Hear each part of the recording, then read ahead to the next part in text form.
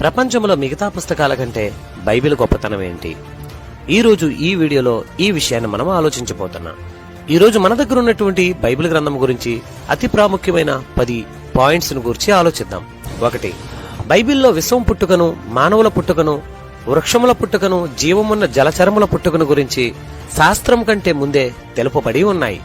ఈ విషయాలను గురించి ఒక్క బైబిల్ తప్ప వేరే ఏ పుస్తకాలలోనూ రాయబడలేదు. మిగతా పుస్తకాలకు బైబిల్కు మధ్య ఆకాశానికి భూమికి మధ్య ఉన్నంత తేడా ఉంటుంది. Point number 2.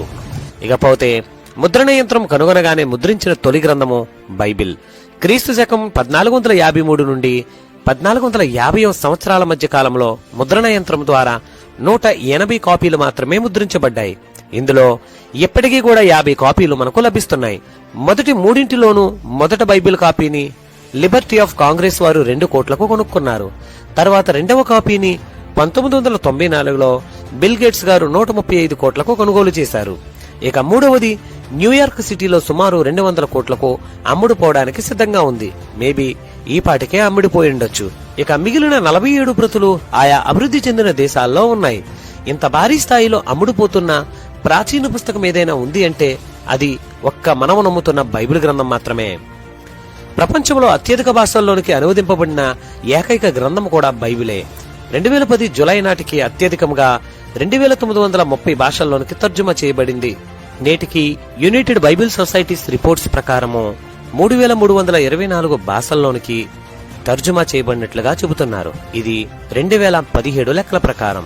మరియు ఓల్డ్ మరియు న్యూ టెస్టమెంట్స్ నైతే 2189 లాంగ్వేజ్ లో దీనిని ట్రాన్స్లేట్ చేశారు. ప్రొటెస్టెంట్ క్యానన్ బైబిల్ మాత్రం 674 లాంగ్వేజెస్ లో ట్రాన్స్లేట్ చేయడం జరిగింది. ఇది బైబిల్ గ్రంథం యొక్క గొప్పతనం. ఇక 3. ప్రపంచంలో అత్యధికంగా అమ్ముడుపోయే పుస్తకం బైబిల్. 2 సార్లు Guinness book of world records ను కూడా ఆక్రమించింది.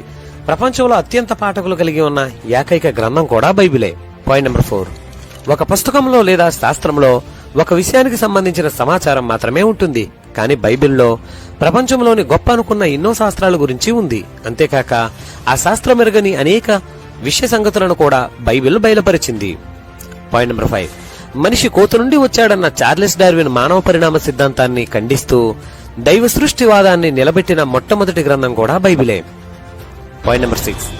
దైవం గురించి, ఆయన లక్షణాలను గురించి, ఆయన ఉనికి గురించి సంపూర్ణ స్థాయిలో వివరించిన ఏకైక గ్రంథం కూడా బైబిలే.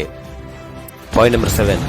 ఒక దైవం గురించే కాక దెయ్యం గురించి పూర్తి అవగాహన, దాని పుట్టుక, దాని ఉనికి, దాని అంతము మొదలగు వాటి గురించి చెప్పిన ఏకైక గ్రంథం కూడా బైబిలే. Point number 8. స్వర్గం, నరకం, భూలోకాలను గురించి, ఇంకా మిగిలిన ఆకాశములను గురించి, కాలముల గురించి సంపూర్ణ స్థాయిలో శాస్త్రాతీత రహస్యాలను వివరించిన ఏకైక గ్రంథం కూడా బైబిలే. Point number 9. భూమిపై మనిషిగా ఉన్నవాడు దైవంగా ఎలా మార్పు చెందాలో బైబిల్లో ఉంది. కరుడుగట్టిన మనిషి రాక్షసత్వపు రాతి హృదయాన్ని దైవత్వాన్ని ఆపాదించే దయాళత్వపు హృదయంగా మార్చగలిగే మాటలు బైబిల్లో ఉన్నాయి. Point number 10. న్యాయపాలనలో అబ్రహాం లింకన్కు, సమాజ సేవలో మదర్ తెరీసాకు, అహింసావాదంలో మహాత్మా గాంధీకి మార్గదర్శకంగా ఉన్నది ఈరోజు బైబిల్ గ్రంథమే.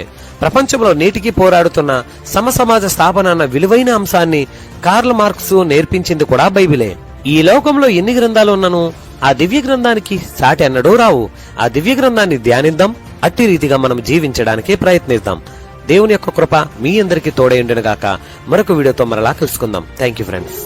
మా ఛానల్ ను సబ్స్క్రైబ్ చేయండి, షేర్ చేయండి. మీ అమూల్యమైన సలహాలను కామెంట్ రూపంలో తెలియజేయండి. బెల్ ఐకాన్ ప్రెస్ చేయడం ద్వారా మా లేటెస్ట్ అప్డేట్స్ పొందుకోవచ్చు. Thanks for watching.